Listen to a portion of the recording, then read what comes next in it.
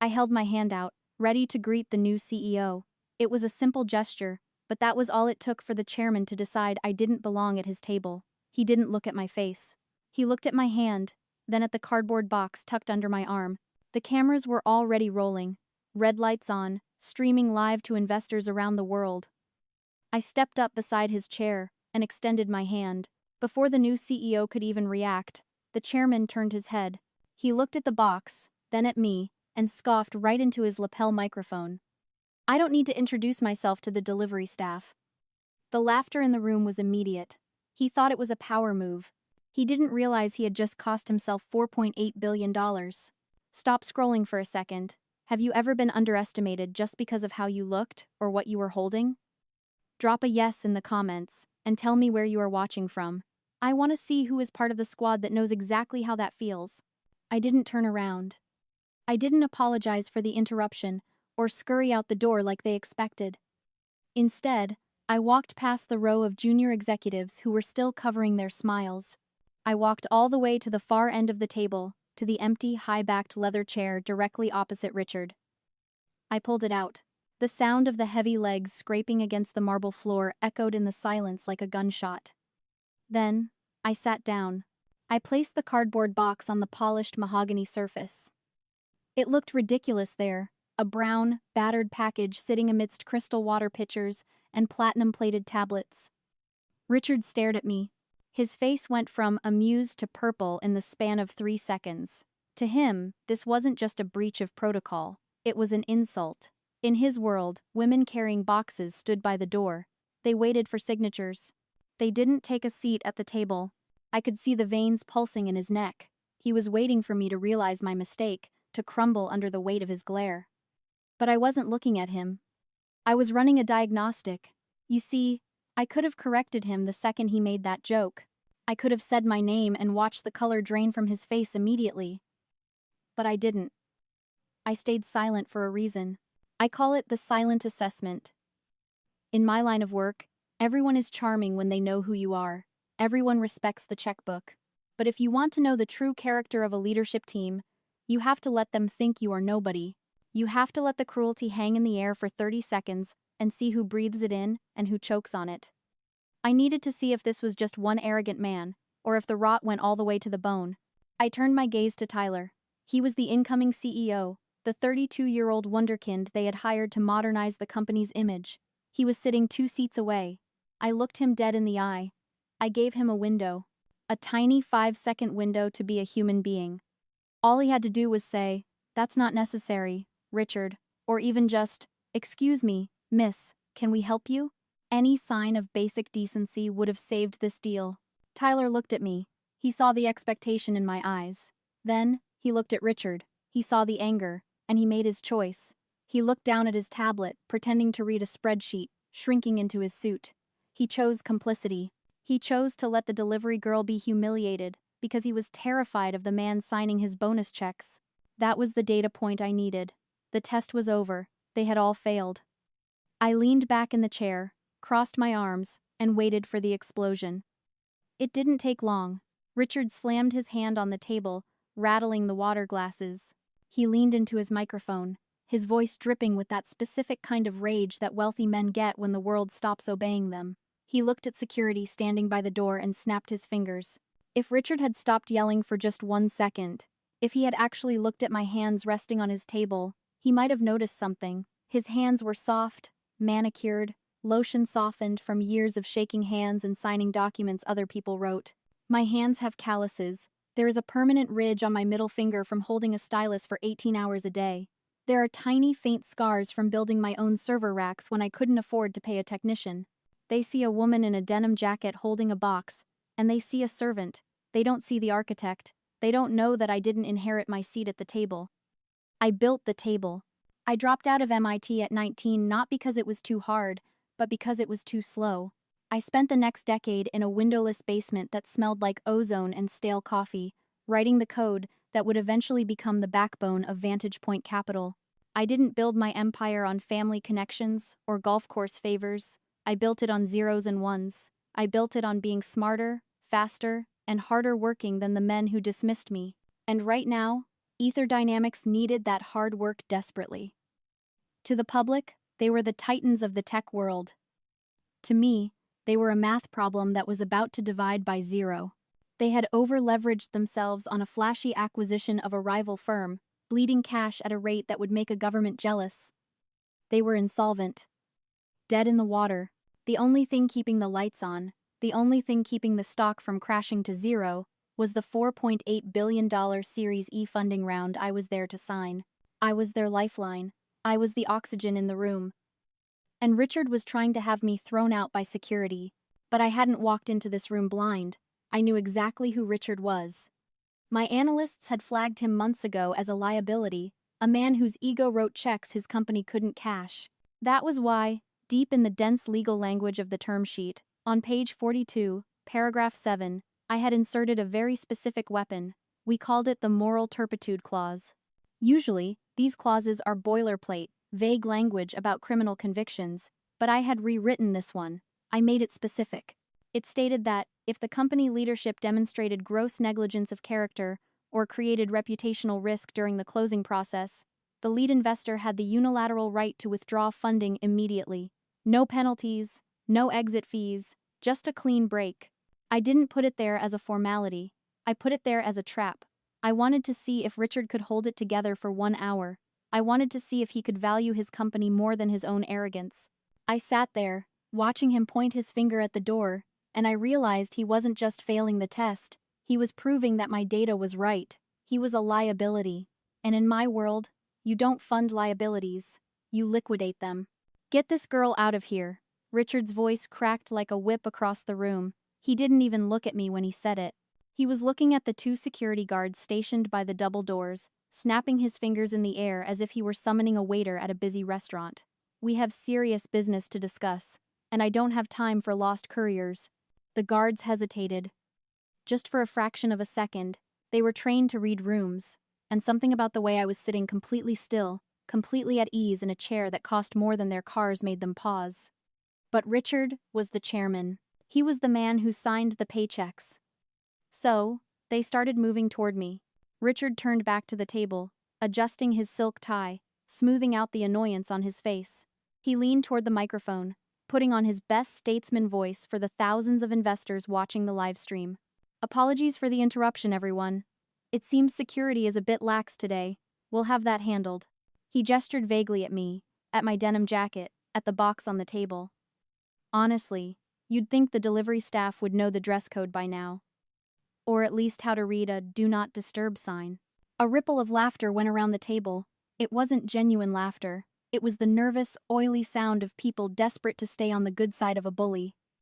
They chuckled. They shook their heads. They played along. Not a single one of them stopped to ask why a delivery driver would walk past security, sit at the head of the table, and stare down the chairman of the board. They were so blinded by their own hierarchy that they couldn't see the reality sitting right in front of them. Richard was on a roll now. He was feeling powerful. He looked directly into the camera lens, his eyes gleaming with that dangerous mix of arrogance and ignorance. As I was saying, before we were interrupted by the help, I am pleased to announce that the Series E funding is fully secured. The lead investors are handled. The ink is dry. This is a new era for Ether Dynamics. He said it with such conviction. The investors are handled. I felt a cold, sharp satisfaction settle in my chest. He had just done it. He had dug the grave, climbed inside, and pulled the dirt over his own head. And he had done it on a global live stream. He had explicitly stated that the funding was secured, while simultaneously ordering the source of that funding to be physically removed from the building. He had just given me the perfect, irrefutable evidence I needed to trigger the moral turpitude clause. The security guards were close now. I could hear the heavy tread of their boots on the carpet. I didn't move. I didn't reach for my phone. I just watched Richard. I watched him smile at the camera, oblivious to the fact that he was already a dead man walking. He thought he was cleaning up a mess. He didn't realize he was evicting $4.8 billion. The security guard's hand was inches from my shoulder. I could smell the stale coffee on his breath, hear the synthetic rustle of his uniform. He wasn't a bad guy. He was just doing his job, following orders from the man who signed his paycheck. But he was about to make the biggest mistake of his career. I didn't flinch. I didn't look at him. I kept my eyes locked on Richard. I wanted him to see exactly what happened next. I wanted him to remember the precise moment his universe inverted. Just as the guard's fingers grazed the fabric of my denim jacket, a chair scraped loudly against the floor. It came from the far side of the table. "Stop." The voice was shaking, but it was loud enough to cut through the tension. Everyone turned. It was Sarah, the chief legal officer. I had been watching her since I walked in. She was the only person in the room who hadn't laughed. She was the only one who had actually opened the thick dossier I'd sent over a week ago. She looked pale, like all the blood had been drained out of her, leaving only a terrified transparency. She was standing up, her hands gripping the edge of the table so hard her knuckles were white. Richard looked at her with pure annoyance. He didn't like interruptions, especially not from his own team. "Sit down, Sarah," he snapped. "We are clearing the room so we can get back to business." "Sir, you can't remove her," Sarah said. Her voice cracked, but she didn't back down. "You have to tell them to stand down. Right now." Richard laughed. It was a short, sharp bark of disbelief. "Excuse me? I am the chairman of this board. I decide who stays and who goes. Security, remove her." The guard hesitated again, looking between the red-faced chairman and the terrified lawyer. "If you touch her," Sarah said, her voice rising to a near shout, "we are all liable. Do not touch her." Richard slammed his palm on the table again. "Sarah, have you lost your mind? She is a courier. She is disrupting a global live stream." "No, she isn't." The silence that followed those 3 words was heavy. It was the sound of a bomb arming itself. Sarah took a breath. She picked up her tablet, her fingers trembling as she unlocked the screen. She didn't look at Richard. She looked at the camera, then at Tyler, and finally at me. There was no recognition in her eyes, only the terrifying realization of facts. "She isn't the courier, Richard," Sarah said, speaking very slowly, as if explaining a difficult concept to a child. "I read the investor profile this morning. I checked the photo ID against the visitor log." She looked at me, and for the first time, there was fear in the room. Real fear. Not the fear of a boss yelling, but the fear of a building collapsing while you are still inside it. "That is Clementine Vance," Sarah said. "She is the managing partner of Vantage Point Capital, and she holds the voting proxy for the entire Series E round." The room turned to ice. You could actually feel the temperature drop. Richard froze. His mouth was halfway open, ready to shout another order, but the words died in his throat. He looked at me. He looked at the box on the table. Then he looked back at Sarah, searching for a punchline, a sign that this was some kind of twisted joke. But Sarah wasn't laughing. She was reading from the legal document on her screen. "She controls the capital, Richard. All $4.8 billion of it. And you just ordered security to throw her out." For a long, agonizing moment, the only sound in the obsidian room was the hum of the server racks cooling the smart glass walls. The camera red light blinked steadily, broadcasting this silence to Tokyo, to London, to New York. Richard slowly turned his head back to me. The arrogance was still there, but it was cracking, fissures appearing in the porcelain mask of his ego. He tried to process the shift in reality. He tried to reconcile the woman in the denim jacket with the colossal amount of money he needed to save his company. I didn't say a word. I didn't have to. Sarah had just handed me the knife. Now, all I had to do was use it. Richard stared at me. The color had left his face entirely, leaving behind a splotchy, grayish pallor. He opened his mouth, then closed it, looking like a fish gasping for air on a dock. The arrogance that had filled the room just moments ago had evaporated, replaced by a desperate, clawing confusion. He looked at Sarah, then back at me, waiting for someone to tell him this was a prank. It wasn't. I leaned forward, resting my elbows on the table, right next to the box he had mocked. "You're wondering why I'm here," I said. My voice was quiet, but in that acoustic vacuum, it sounded like thunder. "You think it's strange that a managing partner would come to a closing in person?" Richard swallowed hard. "Miss Vance," he started, his voice cracking. I didn't recognize." "You weren't supposed to," I interrupted. "That was the variable." I tapped the table with a single finger. "At Vantage Point, we don't just look at balance sheets, we look at behavior. 3 months ago, my team ran a predictive sentiment analysis on the transcripts of your last 10 board meetings. We fed every word you've said into our model, scanning for markers of narcissism, volatility, and ego-driven decision-making. The board members exchanged terrified glances. They realized they had been under a microscope they didn't even know existed.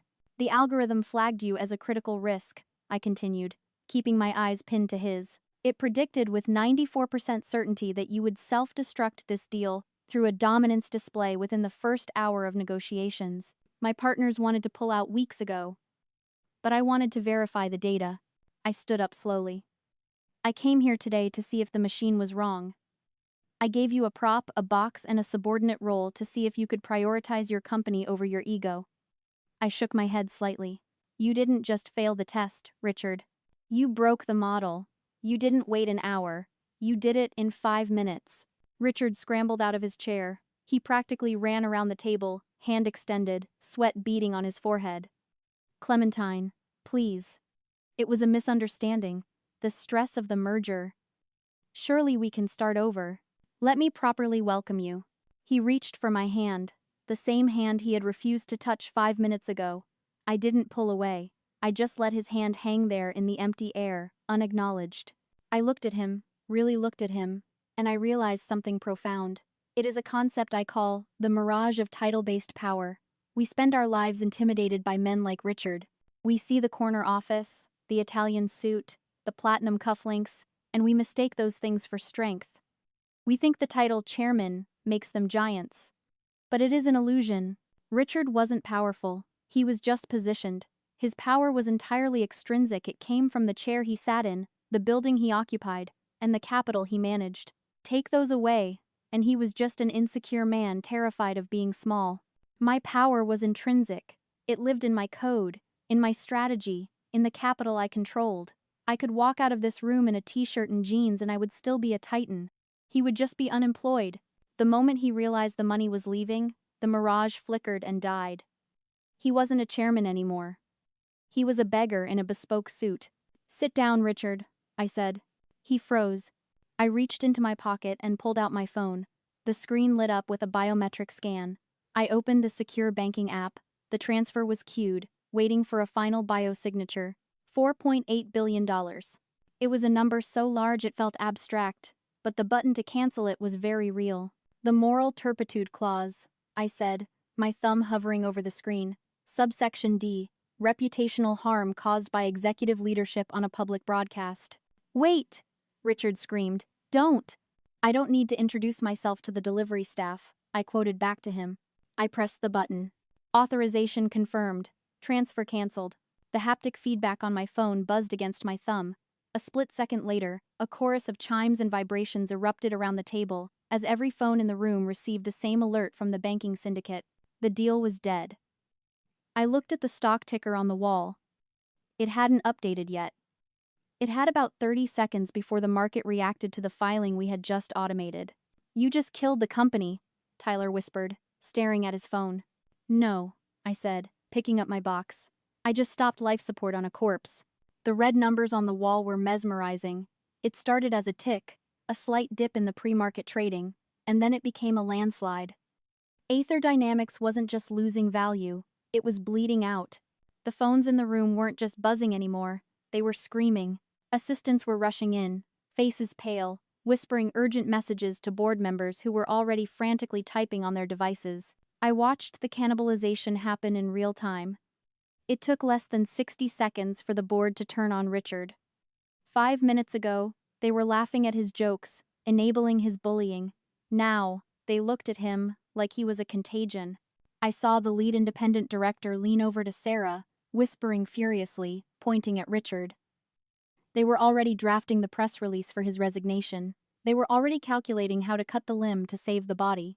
Richard sat slumped in his chair, staring at the blank screen where his future used to be. He looked small. The expensive suit didn't fit him anymore. It hung off him like a costume he had borrowed. I stood up, the legs of my chair scraping the floor one last time. I reached out and picked up the cardboard box. The prop. The Trojan horse that had brought down an empire. Clementine, wait. It was Tyler. He had scrambled up from his seat and was standing in my path, his hands raised in a gesture of surrender. He looked terrified, not for the company, but for himself. I didn't know, he stammered. I swear, if I had known who you were. I stopped. I looked him up and down, this man who was supposed to be the future of tech. That's the problem, Tyler, I said. You only treat people with respect when you know they have power. You only intervene when you think it will cost you something not to. I was scared, he whispered. Richard. He's difficult. Richard is a bully, I corrected. And you are a coward. And frankly, I'm not sure which is worse for a balance sheet. I walked past him. He didn't try to stop me again. He knew he had failed the test just as badly as Richard had. He had just done it quietly. I walked out of the obsidian room, the heavy glass doors sliding shut behind me, sealing in the panic and the noise. The hallway was quiet. The air felt cleaner out here. I walked past the framed photos of past executives, past the marble reception desk, and out into the bright California sun. A small group of journalists had already gathered near the entrance, drawn by the sudden, catastrophic drop in the stock price. They saw me walking out, box in hand, and one of them recognized me. "Miss Vance," she called out, pushing a microphone toward me. "Can you comment on the withdrawal? Why did the deal fall apart?" I stopped. I looked at the building behind me, a monument to ego and glass. "There is a misconception in this industry," I said, my voice steady. "People think respect is a bonus feature. They think it's a premium add-on you unlock after the deal is signed, after the wire hits, after you prove you are important enough to deserve it." I looked directly into the camera lens. They are wrong. Respect is not a courtesy. It is the cost of entry. It is the cover charge for doing business. If you cannot afford basic human decency, you cannot afford my capital. I didn't wait for a follow-up question. I turned and walked toward my car. I tossed the box of headsets onto the passenger seat. They were just plastic and silicone. Worthless, really, but they had served their purpose. They had taught a $4.8 billion lesson. I started the engine and drove away from the campus. I didn't look back in the rearview mirror. I didn't need to see the smoke to know it was burning. I felt light. I felt clean. And as I merged onto the highway, I realized I was smiling. Not because I had destroyed them, but because I hadn't let them destroy me. Share this if you believe respect should always be the first line on the contract. And don't forget to follow. We're just getting started.